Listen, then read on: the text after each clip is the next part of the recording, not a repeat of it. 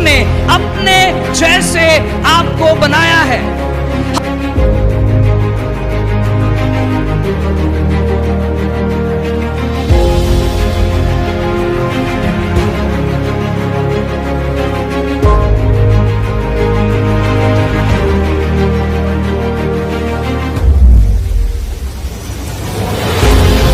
कैसर का है वो कैसर को दिया जाए, और जो परमेश्वर का है वो परमेश्वर को दिया जाए।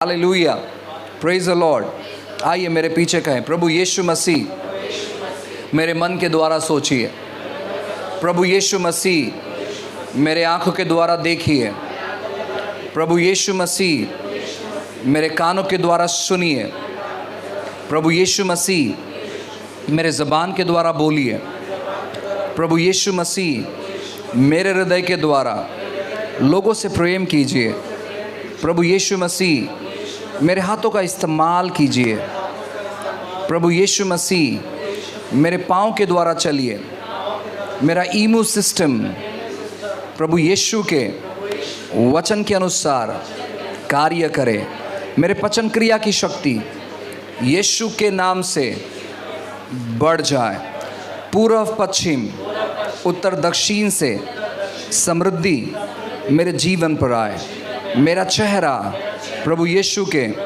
प्रकाशन से चमके। आमीन, हालेलुया, प्रेज द लॉर्ड। अपने पड़ोस वाले से कहें कि आज का दिन आपका है। काफ़ी बार हम अपने जीवन में परमेश्वर की भलाइयों को अनुभव नहीं कर पाते। काफ़ी बार हम परमेश्वर की योजनाओं को अपने जीवन में अनुभव नहीं कर पाते, क्योंकि हम परमेश्वर की योजनाओं से अनजान रहते हैं। प्रभु की योजनाओं को जब हम नहीं जान पाते हैं, उसी की वजह से सबसे बड़ी दिक्कत ही हमारे जीवन में हो जाती है। मैं आपसे कहना चाहता हूँ कि जो व्यक्ति परमेश्वर की बातों को हल्के में लेता है, वो व्यक्ति अपने जीवन में कभी आगे नहीं बढ़ पाएगा, चाहे कुछ भी क्यों ना हो जाए, चाहे उसका कितना भी बड़ा व्यवसाय क्यों ना रहे। आने वाले दिनों में वो अपने व्यवसाय में संघर्ष को अनुभव करेगा। क्यों? क्योंकि अगर व्यवसाय कमज़ोर पड़ जाता है, उसके पास परमेश्वर के वचन का आधार नहीं होता है वापस एक बार शुरुआत करने के लिए। जब लोग जाल धो रहे थे तो उनके पास यीशु का वचन पहुंचा कि दोबारा जाल डालने के लिए तैयार हो जाओ। आज बहुत सारे लोग जाल धो रहे हैं और ये सोच रहे हैं कि हम जाल को बेच दें, क्योंकि इसके बाद समंदर में कोई मच्छी नहीं रहा है मच्छी पकड़ने के लिए, इसलिए हम कोई तो काम काज करें। आज बहुत सारे लोग अपने जाल को धो रहे हैं, लेकिन हमें जाल को साफ सफाई करना है, लेकिन साथ ही साथ हमें इंतज़ार करना है कि परमेश्वर का वचन हमारे हृदय से बातें करे। और अगर एक बार परमेश्वर का वचन हमारे हृदय से बातें करना चालू करता है, तो मैं आपको बताना चाहता हूँ ना, आपको समय नहीं मिलेगा आपके जाल को धोने के लिए। आप इतने व्यस्त रहोगे, आप इतने बिजी रहोगे। और जाल धोना भी है तो आप स्वयं नहीं धोगे, आप किसी को तो रखोगे अल्टरनेट जाल पर कि ये जाल मैं लेकर जा रहा हूँ, ये जाल तू धो, और फिर मैं वापस आऊँगा, जो जाल से मैंने मच्छी पकड़ा है उसको मैं तुझे धोने के लिए, साफ़ करने के लिए दूंगा, और जो जाल तूने साफ़ कर कर रखा है उस जाल को मैं मेरे साथ लेकर जाऊँगा। आप व्यस्त हो जाओगे परमेश्वर की बातों को अपने जीवन में देखने के लिए।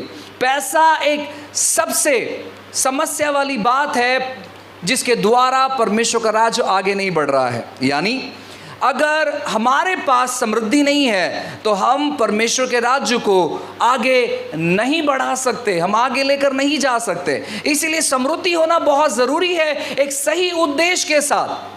समृद्धि होना बहुत ज़रूरी है सही उद्देश्य के साथ। हमें समृद्धित होने के लिए कोई भी गलत चीज़ों को नहीं करना है, हमें समृद्धित होने के लिए कोई भी गलत बातों को नहीं करना है, लेकिन हमारे पास समृद्धि होना चाहिए परमेश्वर की योजनाओं को हमारे जीवन में पूरा करने के लिए।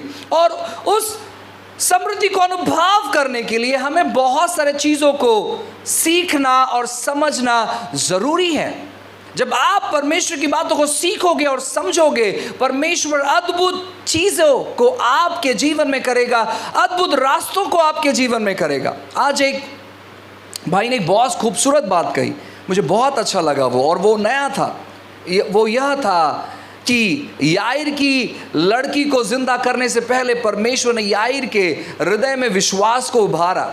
स्त्रियों को ठीक करने से पहले परमेश्वर ऐसा कुछ तो करते हैं जहां पर हम विश्वास कर पाए, जहां पर हम समझ पाए, जहां पर हम देख पाए, जहां पर हमारा हृदय स्थिर हो जाए कि प्रभु यह चीज जरूर करेगा।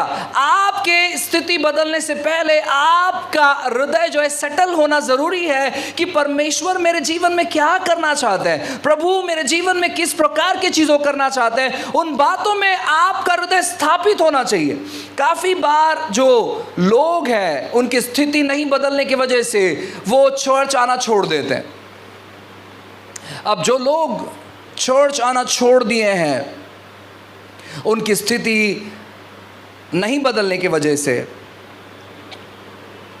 जब आप उनको जाकर देखोगे तो वो वचन में बहुत कमजोर होते हैं। उनको परमेश्वर का वचन याद नहीं है, वो परमेश्वर के वचन को नहीं जानते हैं, वो गलत संगतियों से जुड़े हुए हैं, वो गलत नशों से जुड़े हुए हैं, वो गलत आदतों से जुड़े हुए हैं, और ऐसी सारी चीज़ों में रहकर वे परमेश्वर की बातों को अपने जीवन में अनुभव नहीं कर सकते। जिस समय आपका उद्धार होता है, बाइबल कहता है उसी समय से आपका आत्मा जो मरा हुआ होता है पहले, वो नया हो जाता है और आपके आत्मा के साथ पवित्र आत्मा आकर रहते हैं। लेकिन आपका शरीर और आपका मन उसी प्रकार का पुराना रहता है। उद्धार होने के बाद भी आपका मन नया नहीं होता है, आपका शरीर नया नहीं होता है। इसलिए रोमियो की किताब 12वें अध्याय में लिखा है कि तुम्हारे मन के नए हो जाने से तुम्हारा चाल चलन बदल जाए। जैसे ही आप यीशु मसीह को स्वीकार करते हो, दूसरा चीज आपके जीवन में होना चाहिए, वो यह है कि आपके मन को आप स्वयं बदले। आपके मन को कोई नहीं बदल सकता है जब तक आप चाहत नहीं रखते हैं। उसी प्रकार अगर आप परमेश्वर की बातों को अपने जीवन में अनुभव करना चाहते हैं तो आपको परमेश्वर की बातें जानना बहुत ज़रूरी है, परमेश्वर की बातों को समझना बहुत ज़रूरी है, परमेश्वर की बातों को पढ़ना बहुत ज़रूरी है, परमेश्वर की बातों का अनुभव करना बहुत ज़रूरी है। और तब जाकर आप अपनी स्थिति और अपनी परिस्थिति में बदलाव को देखोगे। सोचो, कोई व्यक्ति डॉक्टर बनना चाहता है तो डॉक्टर की पढ़ाई खत्म करने के लिए उसे कितने साल लगेंगे? लगभग 5 साल प्रैक्टिस करने के लिए, यानी किसी को दवाई देने के लिए उसे लगभग 5 साल प्रैक्टिस करना पड़ता है, और 5 साल के बाद वो रिजल्ट अपने जीवन में देखता है। उसी प्रकार जब आप आत्मिक तौर पर देखो, चमत्कार यहाँ वहाँ हो जाएंगे, गवाही आपके जीवन में निर्माण हो जाएगी, लेकिन एक स्तर पर काम करने के लिए, एक स्तर में कुछ चीज़ों को अनुभव करने के लिए थोड़ा सा वक्त लगेगा, लेकिन 100% परमेश्वर आपके जीवन में कार्य करेगा अगर आप उसके वचन को जान पाओगे तो। लोग चाहते हैं कि चर्च में जाने के बाद जादू हो जाए, चर्च में जाने के बाद बस जादू हो जाए, और जादू अगर नहीं होता है तो वो कहते हैं चर्च जाना कोई फ़ायदा नहीं है। चर्च में किसी प्रकार का जादू नहीं होता है। चर्च आपको सिखाता है कि किस प्रकार आप परमेश्वर की बातों को अपने जीवन में अनुभव कर पाए। आइए एक वचन पढ़ते हैं, व्यवस्था विवरण इसका 8वां अध्याय और वचन 18। व्यवस्था विवरण, डिटोनोमियो, व्यवस्था विवरण इसका 8वां अध्याय और वचन 18।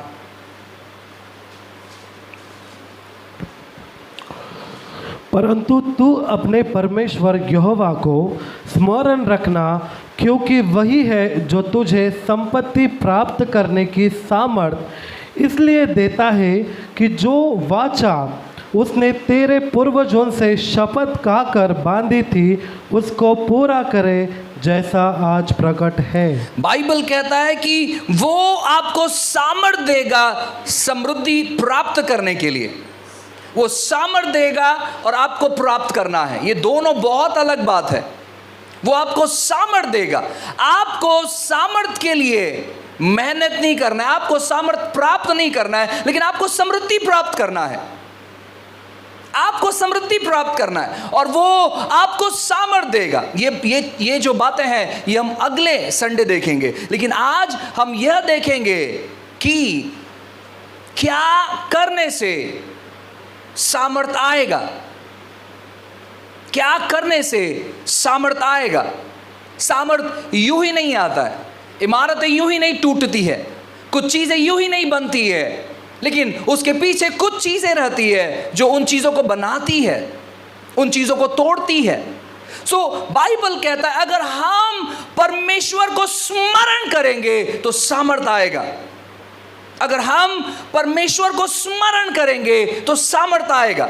अब स्मरण करना इसका मतलब क्या है? और एक सुंदर वचन लिखा है अगले ही किताब में, यहोशू की किताब अध्याय 1, यहोशू की किताब अध्याय 1 और वचन 8। व्यवस्था की यह पुस्तक तेरे चित्त से कभी न उतरने पाए, इसे में दिन रात ध्यान दिए रहना, इसलिए कि जो कुछ उसमें लिखा है उसके अनुसार करने की तू चौकसी करे, क्योंकि ऐसा ही करने से तेरे सब काम सफल होंगे और तू प्रभावशाली होगा। तेरे सब काम सफल होंगे और तू प्रभावशाली होगा। लास्ट का शब्द बहुत सामर्थशाली है। तू प्रभावशाली होगा, तू प्रभावशाली होगा। अपने पड़ोस वाले से कहे तू प्रभावशाली होगा। आप जब सफल होंगे तो ही आप प्रभावशाली हो सकते हैं। और बाइबल कहता है कि व्यवस्था की यह पुस्तक तेरे हृदय से अलग होने ना पाए, परमेश्वर का वचन तेरे हृदय से अलग होने ना पाए। आप जितना ज्यादा संघर्ष उठा रहे हो, आपके संघर्ष से बाहर निकलने का एक ही दरवाजा है और वो है परमेश्वर का वचन। काफी बार लोग इन चीजों पर ध्यान नहीं देते, काफी बार लोग इन चीजों को समझते नहीं है और उसी की वजह से वो अपने जीवन के हर एक समय परेशानी और दिक्कत में बिताते हैं। वो अपने जीवन में बहुत संघर्ष उठाते हैं और बहुत दिक्कतें उठाते हैं और वो कुछ चीज़ों को फॉलो नहीं करते हैं और उसी की वजह से बहुत सारी बातें उनके जीवन में वो अनुभव नहीं कर पाते। बाइबल कहता है कि आपके हृदय से परमेश्वर का वचन निकलना नहीं चाहिए, हटना नहीं चाहिए, अलग होना नहीं चाहिए। आपको रात दिन मनन करना है, आपको ध्यान करना है। जब आपके हृदय में वचन होगा तब आप ध्यान कर सकते हो। जो लोग परमेश्वर से नाराज रहते हैं और जो लोग अपनी स्थिति में बदलाव नहीं देखते हैं, उनके हृदय में दुनिया भरा होता है और उसी की वजह से वो संघर्ष उठाते हैं, वो परेशानी उठाते हैं। बाकी जो लोग अपनी स्थिति में बदलाव नहीं देखते हैं, वो लोग अनजान रहते हैं। आप कहोगे पास्टर हम पिक्चर नहीं देखते हैं लेकिन फिर भी हमारी स्थिति बदलती नहीं है। आप अनजान रहते हैं। आप अनजान रहने की वजह से आपकी स्थिति नहीं बदलती है। आप कहते नहीं हम लोगों को सुसमाचार सुनाते हैं, लोगों के लिए प्रार्थना करते हैं। यहाँ पर ऐसे नहीं लिखा है कि आप लोगों को सुसमाचार सुनाओगे तो आपको सामर्थ्य मिलेगा, ऐसा नहीं लिखा है। वो एक अलग काम है, वो एक अलग कार्य है। ऐसा नहीं लिखा है कि जब आप लोगों के लिए प्रार्थना करोगे तो आपको सामर्थ्य मिलेगा, समृद्धि प्राप्त करेंगे, ऐसा नहीं लिखा है। यहां पर लिखा है कि जब आप परमेश्वर को स्मरण करोगे तो वो आपको सामर्थ्य देगा। और स्मरण कैसे करना है कि परमेश्वर का वचन आपके हृदय पर होना चाहिए। और आपके हृदय पर कैसे होगा मालूम है? जब आप उसके साथ समय बिताओगे। आपका व्यवसाय आपको सामर्थ्य नहीं देगा, आपका जॉब आपको सामर्थ्य नहीं देगा, आपके तकनीक आपको सामर्थ्य नहीं देगा, आपके रिजल्ट के सर्टिफिकेट्स, आपके पढ़ाई के सर्टिफिकेट्स, आपके 12th बोर्ड के सर्टिफिकेट्स, आपके ग्रेजुएशन के सर्टिफिकेट, आपके कोर्स के सर्टिफिकेट आपको सामर्थ्य नहीं देगा समृद्धित होने के लिए। लेकिन परमेश्वर का वचन आपको सामर्थ्य देगा समृद्धित होने के लिए। और जितना ज्यादा आप दिक्कती में हो, जितना ज्यादा आप परेशानी में हो, उतना ज्यादा आपको परमेश्वर के वचनों का सहारा लेना है, उतना ज्यादा आपको परमेश्वर के वचनों को पढ़ना है। आप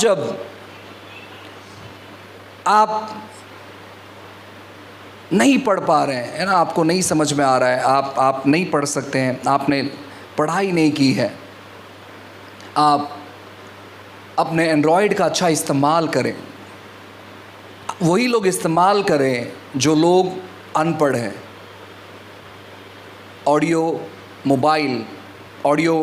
बाइबल अपने मोबाइल में डाउनलोड करें और उसे सुनते रहें। अगर आप ट्रैवल करते हैं, आप पढ़ नहीं पा रहे, जो लिखे पढ़े लोग हैं, ऑडियो मोबाइल का इस्तेमाल करें। बेकार के गाने, बेकार के पिक्चर, बेकार के स्टोरी, बेकार की कहानी देखने से अच्छा है कि आप परमेश्वर के वचन को अंदर जाने दें। किसी ने तो कहा कि पास्टर, इन दिनों में एक मराठी सीरियल बहुत प्रसिद्ध हो गया है और मुझे बहुत देखना पसंद है। स्थिति बदलेगी नहीं उस सीरियल से, स्थिति और बेकार हो जाएगी। स्थिति बदलेगी नहीं, क्योंकि वो आपको ऐसा सामर्थ देगा वो सीरियल, जहां पर गरीबी आपकी ज़िंदगी में आएगी। हर एक चीज़ का प्रभाव है। जो बातें आपके अंदर जाती है उसका प्रभाव, क्योंकि वो बीज है, वो बीज है। और वो बीज जब आपके अंदर जाता है तो वो बीज बढ़ता है, वो मजाक नहीं है। आप जो भी चीज़ देखते हो, नहीं पास्टर मुझे कुछ अच्छा नहीं लग रहा था तो टाइम पास के लिए मैंने देखा, वही टाइम पास एक दिन आपका टाइम पास बना देगा। नहीं, कुछ मूड फ्रेश बिल्कुल भी नहीं होगा उससे। आपको लग रहा है कि आपने जोक देखा और आप मुस्कुराए और आप हंसे, लेकिन अंदरूनी तौर पर आप क्या कर रहे हो मालूम है क्या? आप जंगली बीज को बो रहे हो और कुछ समय के बाद वो उत्पन्न होगा, और जब वो उत्पन्न होगा आपको बहुत समय लगेगा उसको वहाँ से उखाड़ने के लिए, क्योंकि काफ़ी समय से वो ज़मीन पर पड़ा हुआ है। मैंने आपको कई बार बताया था कि मैंने जब उस किसान से पूछा कि आप घास क्यों नहीं काटते हैं, तो वो कहता है कि घास काटने के बाद वो वापस बढ़ जाता है और ज़्यादा बढ़ता है। आपको मालूम है घास का भी बीज होता है, अगर आप देखोगे तो घास काटते काटते उसके बीज यहाँ वहाँ गिरते हैं, तो एक घास के बजाय और 100 घास उग जाते हैं। क्यों? क्योंकि वो बीज गिरते रहता है यहाँ वहाँ, लेकिन उस पर जब हम कोई केमिकल डालते हैं तो वो बीज भी मर जाता है और वो घास भी सूख जाता है अनेक महीनों तक। तो जो चीज़ें आप अपने अंदर डाल रहे हो, अगर आपको समृद्धित होना है, आपको निश्चय करना है, कुछ चीज़ों को आपको तय करना है।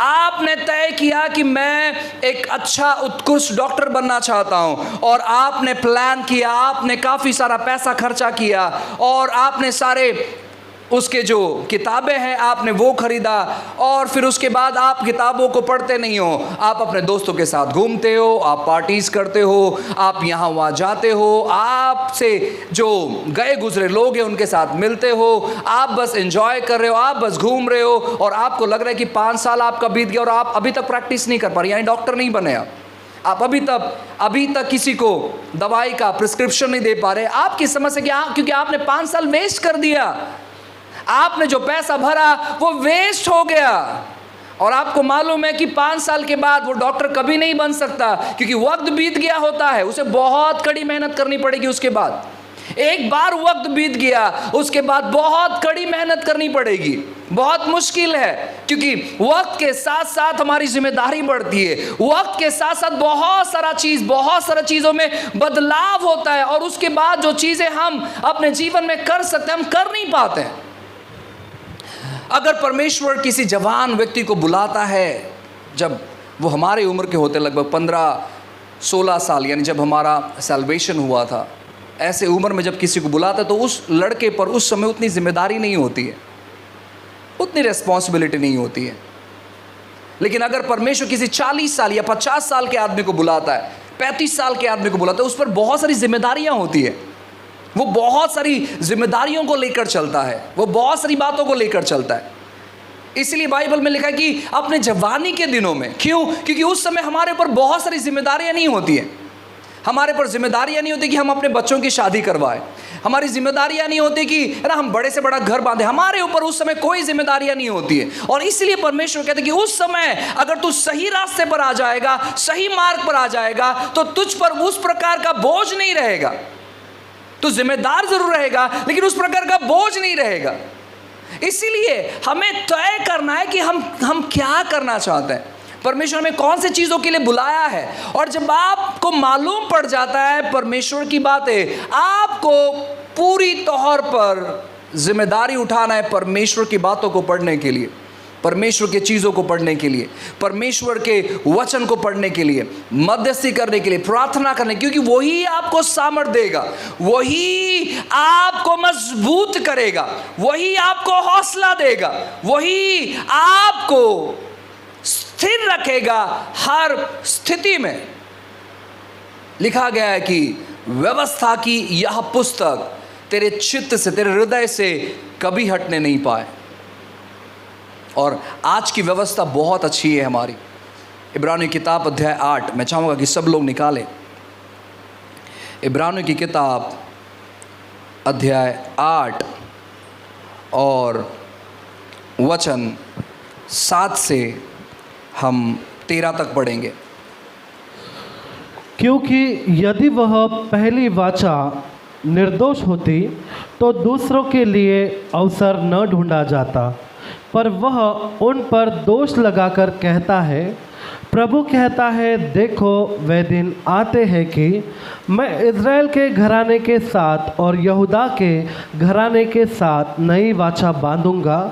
यह उस वाचा के समान न होगी जो मैंने उनके बाप दादों के साथ उस समय बांधी थी, जब मैं उनका हाथ पकड़कर उन्हें मिस्र देश से निकाल लाया, क्योंकि वे मेरी वाचा पर स्थिर न रहे, इसलिए मैंने उनकी सुधि न ली।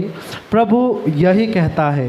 फिर प्रभु कहता है कि जो वाचा मैं उन दिनों के बाद इज़राइल के घराने के साथ बांधूंगा, वह यह है कि मैं अपनी व्यवस्था को उनके मनों में डालूंगा और उसे उनके हृदयों पर लिखूंगा, और मैं उनका परमेश्वर ठहरूंगा और वे मेरे लोग ठहरेंगे। और हर एक अपने देश वाले को और अपने भाई को यह शिक्षा न देगा कि तू प्रभु को पहचान, क्योंकि छोटे से बड़े तक सब मुझे जान लेंगे, क्योंकि मैं उनके अधर्म के विषय में दयावंत रहूँगा और उनके पापों को फिर स्मरण न करूँगा। नई वाचा की स्थापना से उसने प्रथम वाचा को पुरानी ठहरा दिया, और जो वस्तु पुरानी और जीर्ण हो जाती है उसका मिट जाना अनिवार्य ठीक है। अब पहली की जो व्यवस्था थी, परमेश्वर ने उस व्यवस्था को मिटा दिया है। वो व्यवस्था अब जिंदा नहीं है, वो व्यवस्था अब मसीह के दीहा में नहीं है। परमेश्वर उस व्यवस्था को भूल चुके हैं, क्योंकि वो मिट चुका है। परमेश्वर नया व्यवस्था वो हमारे हृदय में डालता है, और बहुत जरूरी है कि उस व्यवस्था को जाने। और हम कैसे जान सकते हैं? जब हम प्रभु यीशु मसीह के वचन के साथ समय बिताए। हम कहें कि पवित्र आत्मा आप मेरा मार्गदर्शन करे। जितना ज्यादा वचन आप जानोगे, जितना ज्यादा प्रकाशन आप पाओगे, उतना ही ज्यादा आजाद आप रहोगे, उतना ही ज्यादा सामर्थ्य आप पाओगे। आप तकलीफों से बात कर सकते हैं और तकलीफें आपकी बात मानेगी। कर्जों से आप बात कर सकते हैं, कर्जे आपके बात मानेंगे। पैसों से आप बात करोगे तो पैसे आपके बात मानेंगे। जब आपके हृदय पर परमेश्वर का व्यवस्था लिखा जाएगा, जब आप अपने हृदय में परमेश्वर की नई वाचा को स्मरण दिलाओगे, उस पर लिखोगे, उस पर मनन करोगे, उस पर चिंतन करोगे, तो आप सामर्थ को अनुभव करोगे। किसी ने बीते दिनों में, एक हमारा कॉन्फ्रेंस चल रहा था, और बीते दिनों में उन्होंने मुझे पूछा कि आप मुझे बताएं कि जो लोग प्रार्थना कर कर लोगों के अकाउंट्स में पैसा लेकर आते हैं, जिसे हम मिरेकल मनी कहते हैं, चमत्कारी पैसा, प्रार्थना किया अकाउंट में पैसा, प्रार्थना किया बटुए में या पर्स में पैसा, वो सही है या गलत है? मैंने कहा मुझे नहीं पता। हालांकि मैं वहाँ का प्रचारक था। मैंने कहा मुझे नहीं पता, लेकिन अगर आप मुझे पूछोगे कि आप इस चीज़ पर विश्वास करते हो क्या, मैंने कहा हाँ, क्योंकि मुझे पैसों की ज़रूरत है, आपको नहीं है, कोई प्रॉब्लम नहीं। आप उस पर बिल्कुल भी विश्वास नहीं करें, क्योंकि आप अगर सवाल करें इसका मतलब है कि आप, उन्होंने कहा नहीं पास्टर, वचन आधारित ऐसे नहीं है। सो मैंने कहा ब्रदर, वचन आधारित तो आपने कपड़े भी नहीं पहने, क्योंकि कहीं ऐसा नहीं लिखा है कि आपको ऐसा शर्ट पहनना है और आपके शर्ट पे इतने सारे बटन्स होने चाहिए, और आपको ऐसे पैंट पहनना है और पैंट में इस प्रकार का जिप होना चाहिए, ऐसे कहीं नहीं लिखा है। सो बुद्धि का इस्तेमाल करो। मैंने कहा बुद्धि का इस्तेमाल करो। वचन में लिखा गया है पवित्र आत्मा के 9 वरदानों में से एक वरदान है, वो है चिन्ह और चमत्कार का। चिन्ह और चमत्कार का। अब उसमें क्या क्या चीज आता है, वो आपको प्रभु से ही पूछना पड़ेगा, प्रभु ये चमत्कार है क्या ये आपकी ओर से? अगर कोई सेवक प्रार्थना करता है तो मुझे नहीं लगता है कि शैतान वहां पर काम कर सकता है। शैतान पैसा लाकर आपको देगा, मुझे नहीं लगता है। नहीं, इम्पॉसिबल है। आपको विश्वास नहीं करना है, कोई प्रॉब्लम नहीं है। मैं विश्वास करना चाहता हूं, मेरे बटवे में, मेरे घर में, क्या कहते हैं, मेरे छत पर, अलमारी में, मैं सब जगह विश्वास करने तैयार हूं। मुझे कोई समस्या नहीं है, मुझे कोई प्रॉब्लम नहीं है। अगर कोई सेवक मुझे आकर कहता है कि मैं देख रहा हूं कि आपके बटवे में इतना, देखो मैं तो बटवा रखता ही नहीं हूं, क्योंकि लिमिटेड हो जाता है, जेब में ज़्यादा पैसा आएंगे बटवे से। मैं बटवा रखना बिल्कुल पसंद नहीं करता हूँ, मुझे नहीं पसंद है। और बटवा है तो भी मैं घर पे ही रखता हूँ उसे, मैं कभी कैरी नहीं करता हूँ, क्योंकि उसमें लिमिटेड पैसा आता है। और प्रेज गॉड, आज लोग बटवे में पैसों के बजाय कार्ड्स रखते हैं। प्रेज गॉड, प्रभु की स्तुति। मैं आपको बिल्कुल नहीं कह रहा हूँ कि आपको बटवा नहीं रखना है, मैं बिल्कुल नहीं कह रहा हूँ, लेकिन मैं आपको ये बताना चाहता हूँ, आपको विश्वास करना है, आपको विश्वास करना है। मैं एक गवाही सुन रहा था, एक और बहुत समय पहले, मेरे कल मनी तो अभी आया है, लगभग मैं आज से 12-13 साल पहले मैंने गवाही सुना एक पास्टर का, जिनका चर्च एक जंगल में था, और उनका चर्च को तैयार या निर्माण करने का समय आया। उनके पास कुछ चंद लाख रुपए थे, वो अपने अलमारी में उन्होंने रखा था, और वो अपने अलमारी की ओर हर रोज जाकर ऐसे घोषणा करते, यीशु के नाम से ये पैसे बढ़ रहे हैं परमेश्वर के भवन को बांधने के लिए, ये पैसे बढ़ रहे हैं परमेश्वर के भवन को बांधने के लिए, पैसे बढ़ रहे हैं परमेश्वर के भवन को बांधने के लिए। उनको मालूम है कि उन्होंने कितना पैसा रखा था। अब जब ऐसा हुआ कि जब उन्होंने जब बांधना चालू किया, तो उनको जब पैसा कम पड़ा, उन्होंने जब अलमारी खोला, आपको बताना चाहता हूं वो पैसा बढ़ चुका था वहां पर। अब पता नहीं कहां से आया।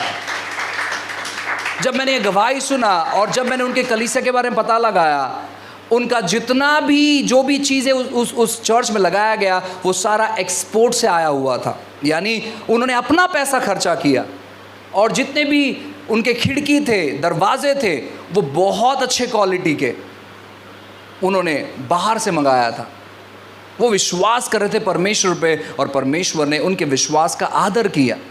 हमारे ऊपर निर्भर है, हमारे ऊपर निर्भर है कि हम कौन से चीज़ों के लिए विश्वास करते हैं।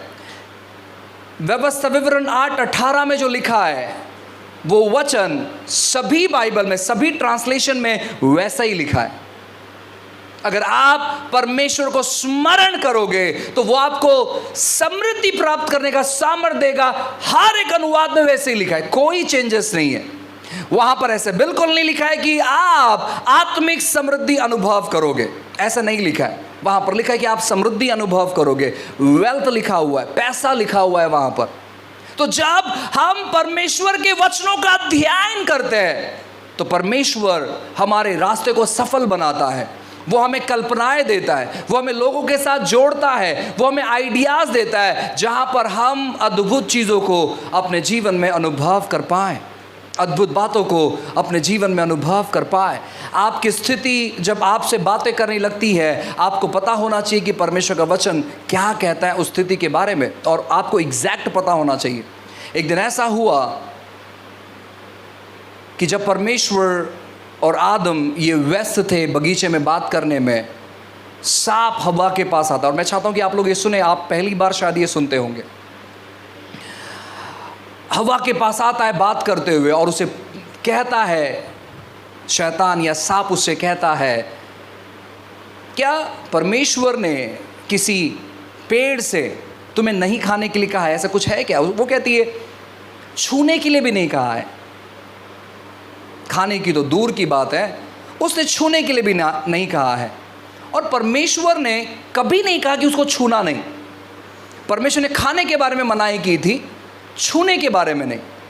तो जब हम पहले पढ़ते थे, हमें लगता था ठीक है ना, उसने कुछ तो एक्स्ट्रा बोला, लेकिन वो एक्स्ट्रा नहीं था। वहीं पर वो फंस गई, वहीं पर वो फंस गई। परमेश्वर ने छूने के लिए मना नहीं किया था। प्रभु चाहते थे कि वो उसे छुए, लेकिन खाए नहीं। प्रभु बहुत सारी चीज़ों को चाहते कि आप उसे छुए, लेकिन खाए नहीं। अब सुने, शायद किसी से तो प्रभु बात करेगा। सभी जो पेड़ है वो, उस पेड़ के फल को तुम खा सकते हो, लेकिन जो बगीचे के बीच में लगाया गया है, जो सेंटर पॉइंट है, जो बीच में लगाया गया है ना, उस पेड़ के फल को तुम नहीं खाना। और वो कहते कि छूना भी नहीं। प्रभु चाहते थे ना कि वो पेड़ जो लगाया गया वहां पर, वो परमेश्वर के लिए वो चढ़ावा चढ़ाए। और जो चढ़ावा परमेश्वर को चढ़ाते हैं उसका सेवन हम पहले नहीं कर सकते। प्रभु हमें मौका देता है सेवन करने के लिए, लेकिन पहले नहीं कर सकते। वो चढ़ावा चढ़ाने के बाद ही आप वहां से सेवन कर सकते। जब आप बलिदान के उसको स्वीकार नहीं किया जाएगा, और परमेश्वर चाहते कि आप उसे चढ़ाए। हमारी जिंदगी में से काफी सारी बातें हैं जिसको हम छूना चाहिए और चढ़ावा चढ़ाना चाहिए, लेकिन हम क्या करते हैं, हम छूते हैं और हम उसे खा जाते हैं। और इसीलिए जो चीज़ें वहाँ पर होनी चाहिए वो चीज़ें वहाँ पर होती नहीं है। वो उनका दशमांश था जो परमेश्वर ने उनको दिया था, ये कहते हुए कि इसको खाना नहीं, बिल्कुल इसको खाना नहीं। छूने के बारे में मनाही नहीं की थी, छू सकते हो और उसका चढ़ावा तुम्हें मुझे चढ़ाना है। लेकिन उन्होंने क्या किया, उनको लगा कि हम ये चढ़ावा खाने के द्वारा हम और बुद्धिमान बन जाएंगे, हम और शुद्ध हो जाएंगे, हम और शक्तिशाली बन जाएंगे। वहीं पर उसने वहाँ पर उसे फंसा लिया। जैसे उसने कहा कि प्रभु ने छूने के लिए मना किया है, उसको मालूम पड़ गया अब मैं इसे 100% फंसा सकता हूँ, क्योंकि इसने गलत चीज़ों को डिक्लेयर करना चालू कर दिया, गलत चीज़ों को बोलना चालू कर दिया। परमेश्वर चाहते थे कि आदम और हव्वा उस पेड़ का चढ़ावा परमेश्वर के सामने चढ़ाए, बाकी सब चीज़ वो खाए, लेकिन उस चीज़ को छोड़ के। इसलिए बाइबल कहता है कि वो बोने वाले को बीज देता है और खाने वाले को वो रोटी देता है। हम हर एक लोगों को वो बीज देता है, वो हम हर एक लोगों को रोटी देता है। रोटी का चढ़ावा कभी नहीं चढ़ाना, वो खराब हो जाएगा, वो उगेगा नहीं। रोटी बोओगे तो रोटी आप काट नहीं सकते, आप रोटी बो नहीं सकते, खराब हो जाएगा, सड़ जाएगा। लेकिन जब आप बीज बोओगे वो खराब नहीं होगा, वो और अंकुर को उत्पन्न करेगा, वो और चीज़ों को उत्पन्न करेगा। तो जो भी बातें परमेश्वर चाहते हैं, आपको कैसे मालूम पड़ेगा? आपको मालूम पड़ेगा जब आप उसके वचनों का ध्यान करोगे। जो व्यक्ति वचनों में कमज़ोर है, वो व्यक्ति परमेश्वर की बातों में बढ़ नहीं सकता है। आपको कमज़ोर नहीं बनना है। अगर आप पुराने मसीह लोग हैं, आपको आपका सबसे मनपसंद चीज़ होना चाहिए कि प्रभु की उपस्थिति, उसके वचनों को पढ़ते हुए, उससे प्रार्थना करते हुए, उसका ध्यान करते हुए।